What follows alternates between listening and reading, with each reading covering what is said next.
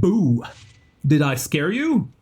Anyway, I wanted to make a quick video in order to talk to you guys about some of the things I'm working on behind the scenes, give you a little bit of a sneak peek. Because Genshin Impact is releasing pretty much if you ask me, it's the biggest lore reveal in the history of the game in version 5.5. It is going to be absolutely gigantic. Now, many will say it's the second or third largest after the primordial one and the shades and stuff like that. However, if you take a look at the lore coming in the artifact sets, which I'm pretty sure many people have seen already, I'm not going to spoil it, don't worry, I will not talk about what is in the artifact sets, but for those who know, it's pretty big. It's absolutely massive. And do you guys notice anything unusual, other than the fact that my Tartaglia is on life support right now? Do you notice anything else unusual on the screen? The party setup, it looks like I made it after coming out of a lobotomy. So the reason I have these characters over here is obviously not because they make up a good team, but because they all share a common design theme. And it is the fact that they are normal characters, or at least for the most part normal. I know Peruer and Ajax are important lore-wise, but aside from their involvement with the Fatui, they are normal people who represent bigger things, either bigger characters in Tevat's history or bigger gods from ancient Tevat. Layla and Fischl are pretty much the two best examples. That was a very nice effect. Fischl's eye snapped on Layla, which is really ironic because I actually think that the character that Layla represents and Fischl are basically the same person. However, at any rate, Layla, I have already made an hour and 20 minutes video, the one with the angel's egg thing, where I talk about how Layla very much her designer is supposed to embody the characteristics of the Pale Princess from the Pale Princess and the Six Pygmies, right? Princess Fischl has a lot in common if you read her lore with a character from the Bible called the Whore of Babylon. I've already talked about all of this stuff. Peruer is herself a very important character, but her design is primarily there to represent the Crimson Moon dynasty and the Crimson Moon itself, which we now know is very likely connected to the iridescent moon. Now, when it comes to Tartaglia, for the longest time in Genshin's history, we have all known that he is important in some capacity, because he is the disciple and student of, what's her name, Skirk? And Skirk, who is herself most likely a reference to Skahach from Scottish folklore, I think. I believe it's Celtic, Scottish, something like that. I completely butchered her name, most likely. I'll go check how it is pronounced later. But this woman, Skahach, or let's just call her Cuchulain's teacher. Cuchulain's teacher is the inspiration behind Skirk, and Cuchulain himself is supposed to be Tartaglia, for those who don't know, in Genshin, because Tartaglia does create a spear. Let me see if I can show you. It's this one, right? Yeah, you see this spear? So this spear is a reference to Gay Bug. For those of you who watch the Fate series, you might know Cuchulain from there. Obviously, Cuchulain is a character from Celtic folklore, but Tartaglia references that, and Skirk is Kahach. And Skirk herself is the disciple of Sortalogi, the Foul, who is one of Kandria's 5 evil sinners, who, if you read the currently unreleased versions of the Pale Princess, but which exist within the game's files, is one of the 6 Pygmies who killed, along with Dainsleif and the other 5 sinners, who killed the Prince of Light and stole his power. And for the longest time, there has been a massive debate. I have talked about this extensively on this channel. As a matter of fact, the vast majority of the videos I have made on this channel have been about the Prince of Light. And we were always wondering who the hell is the Prince of Light and all of that stuff. Well, we are going to know in version 5.5. And I am telling you, this lore reveal is genuinely possibly the biggest in all of Genshin's history, depending on how the developers take it. And the most satisfying part of this entire thing is the fact that the developers have been building up for this moment since the game's launch. Tartaglia is one of the oldest characters in the history of Genshin, and everyone always wondered what he represented. He is named after a legendary hero called Ajax.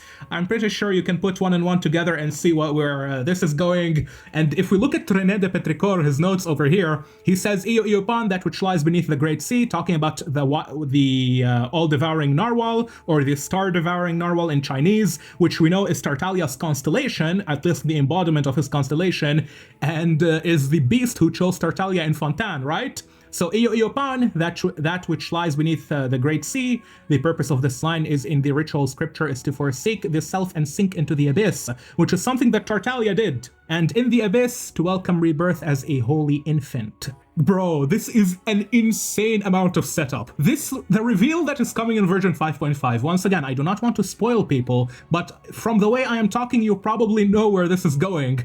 Since the Pale Princess, since Genshin's release with Zhongli and Tartaglia, and how Tartaglia likes gold, because in case you didn't know, let me show you the weapons, hold up. How Tartaglia likes gold and Tartaglia uses gold, and Tartaglia is associated with Zhongli, who is the god of gold, and what used to be called the Golden God. In fact, Zhongli is still called the Golden God in Chinese, I believe. Here, look. Alright, finally, the boy defeated the dragon that slept deep within the kingdom. The dragon's treasure was an infinite hoard of gold, but the boy was kind and brave and he knew that gold was the true cause of the calamity and chaos. Now, of course, we just talked about Surtalogi, right?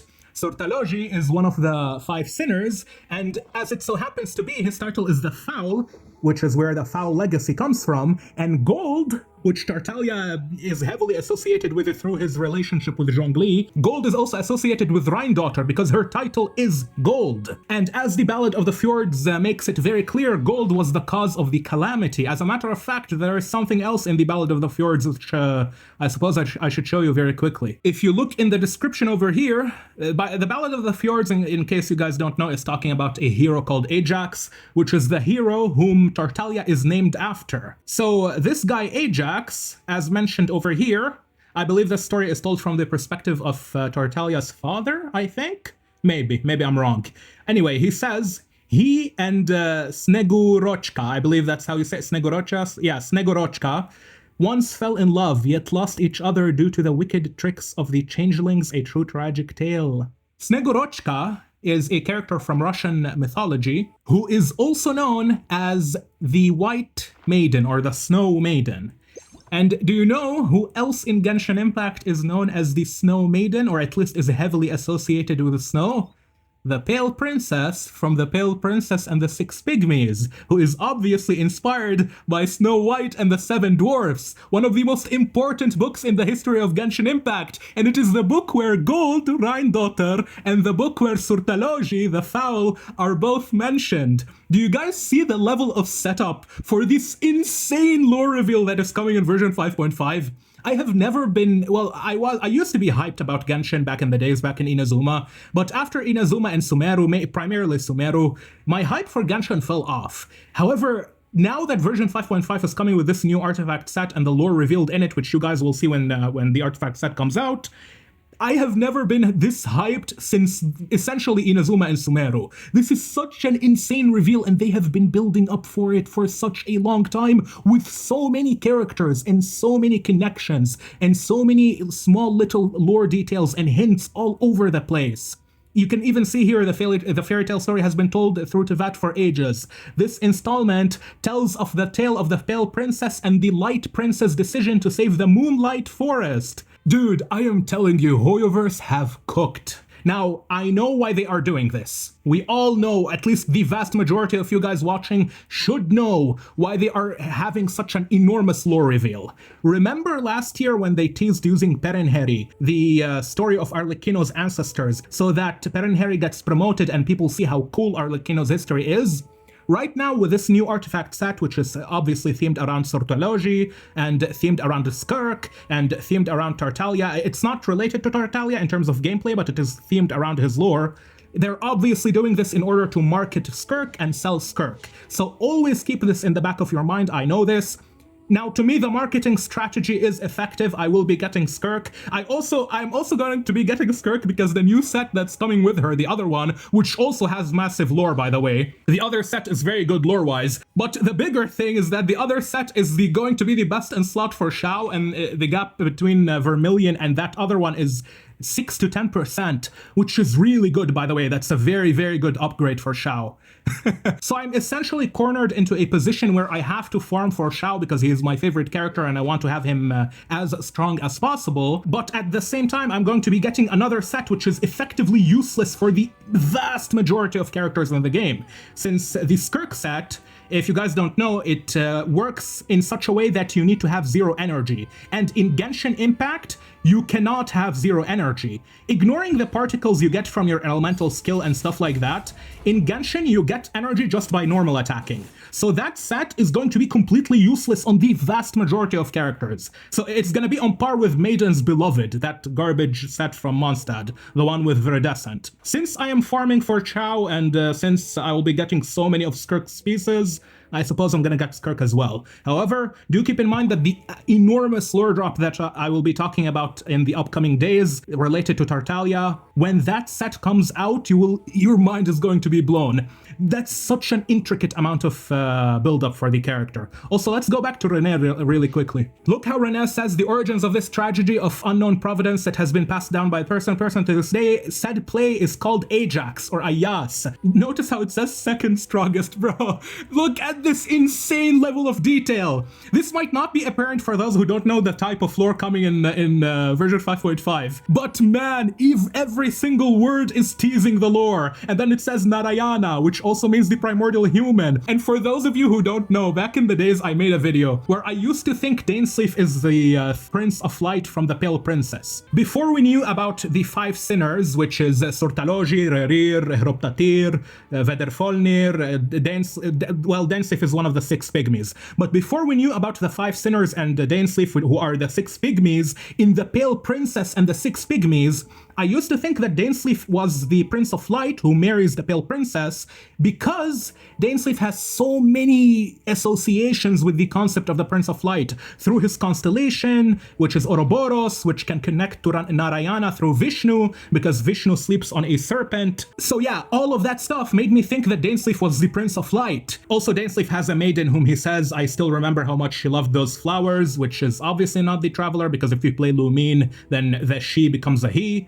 This maiden is most likely the Pale Princess, so I thought Dainsleif was the Prince of Light back in the days. Obviously, now that we know, we have more information ever since Bedtime Story came out and we knew about the 5 sinners, I have corrected this, I suppose, misinterpretation and made many videos talking about how Dainsleif is not the Prince of Light, but rather the deformed pygmy who took the Prince of Light and threw him into a silver tree before going on a long journey and carrying his curse and all of that stuff. So Dane was not the prince, he was the pygmy connected to the prince. And I always wondered who the prince was. And then look here how Renee says Ajax and Ayas, then mentions in the next paragraph Narayana, the primordial human project who was made by who? By Gold. For those of you who don't know, Gold Rheindotter used to work in Kanria on a project called the Primordial Human Project. That is such an insane, I'm telling you, it's so big. So you have Gold working on the Primordial Human Project. The Primordial Human Project means Narayana. Narayana can be connected to the Prince of Light if you do some mental gymnastics, which I already did back in the days. The Prince of Light is related to Dainsleif because Dainsleif is one of the 6 Pygmies, who are 5 sinners plus Dane himself, who tricked the Prince of Light and the Pale Princess, killed the Prince of Light and took his power, and she is mentioned as Snegorochka, which means Snow Maiden, Snow White and the 6 Pygmies, Snow White and the 7 dwarves, and then Pale Princess and the 6 Pygmies, Snegorochka, Snow Maiden, all of that stuff. And then you have Tartaglia's association with Zhongli. Man, I think you guys can connect to the dots on what kind of lore we are getting in 5.5, but it is going to be absolutely gigantic. And Tartaglia has suddenly become one of the most important characters in all of Genshin. And by one of the most, I mean top 3. Also, something else to keep in mind, aside from the fact that this lore is being used to market Skirk through her own disciple Tartaglia, and through her master Surtalogi, and through her set which looks like her, aside from all of that, do keep in mind, Tartaglia himself is not the same Ajax Renee is talking about, and Tartaglia is not the same Ajax from the Ballad of the Fjords, whom Ajax's father tells him about. But remember, Tartaglia, our Ajax, I'm just gonna call him our Ajax is not the same character. However, just like Amy, who references the real Princess Fischl, Tartaglia not only heavily references, he also shares the same fate as the original Ajax, whom, from the way I have been talking, you should probably know. Now, I already have most of the video done about Tartaglia and the Pale Princess. However, I'm gonna wait for version 5.5 to come out because I want to do the world quest with Washaklahun Ubakan. At this point, I play Genshin Impact for the world quests. I'm gonna be completely honest with you guys. The Natlan world quests have been absolutely peak. They are some of the best Genshin has ever had. The Archon quests are okay. They're not bad. They're fine. But the world quests in Natlan are where the real lore is at. So I'm gonna wait until 5.5 comes out. I'm gonna play the world quest. I'm gonna see if there is any new information in that world quest. Obviously, there is gonna be a lot about the dragons themselves. However, first I will see if there is anything related to the artifact sets. If not, then I'll just release the video about Tartaglia. And yeah, this guy is now one of the most important characters in all of Genshin. And man, this is such a good lore reveal. Some of the characters that are related to the lore reveal. Obviously, you have Tartaglia Ajax, our Tartaglia. You have the ancient Ajax. You have the Pale Princess from the Pale Princess of the Six Pygmies. You have Princess Mina, who may be connected to the Pale Princess, depending on how you interpret that book. You have Princess Fischl, who is connected to Ermin, and Ermin is directly connected to the bloodline of the Pale Princess. And then you have Zhongli, because he is the god of gold. You have Rheindotter, because her title is gold. You have Surtaloji, because he is the master of Skirk, who is the master of Tartaglia, who is our Ajax. You have Dainsleif.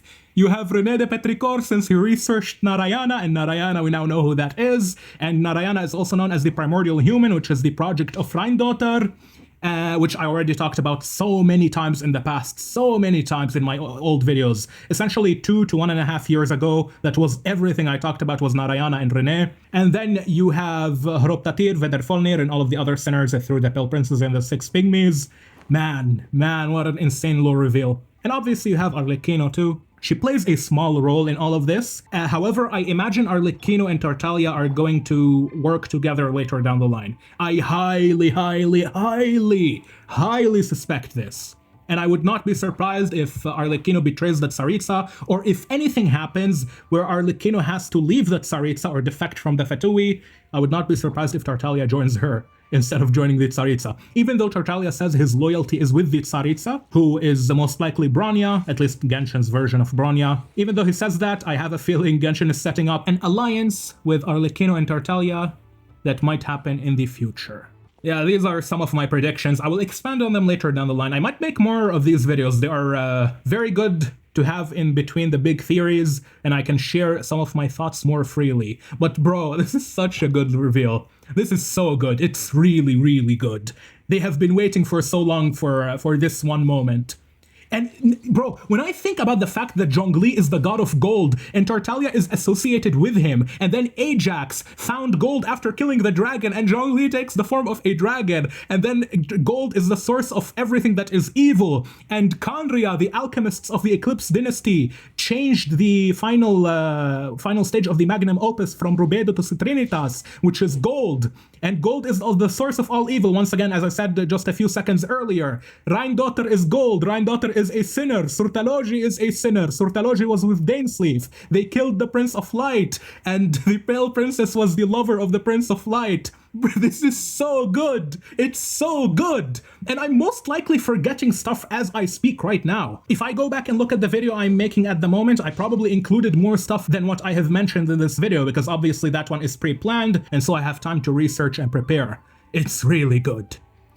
But yeah, you see guys, this moment in 5.5, this is one of the moments I've been waiting for since I started playing Genshin Impact. One of the biggest secrets in Genshin's history is going to be revealed, and looking forward to it. I hope Washaklahun Ubakan is hiding some equally important things. I have not seen anything from Washaklahun Ubakan's 5.5 World Quest, by the way, so I'm gonna be going spoiler-free. Well, I suppose not really, unfortunately, but I have, obviously, as many of you have, seen the leaks for the artifacts. That's how I made this video. I know everything that's gonna happen. I have not seen anything from Washaklahun Ubakan. I expect him to have something that is on... well, it's hard to top what's coming with the artifact set, but I expect Washaklahun Ubakan to have something that is approaching that level, because his area looks absolutely amazing, and the boss fight looks very cool, the final one with the mechanical dragon. So yeah, thank you guys for watching. I have been yapping for a while now. I'm gonna let you go, and I will see you very soon, actually. In a few hours, most likely. Take care.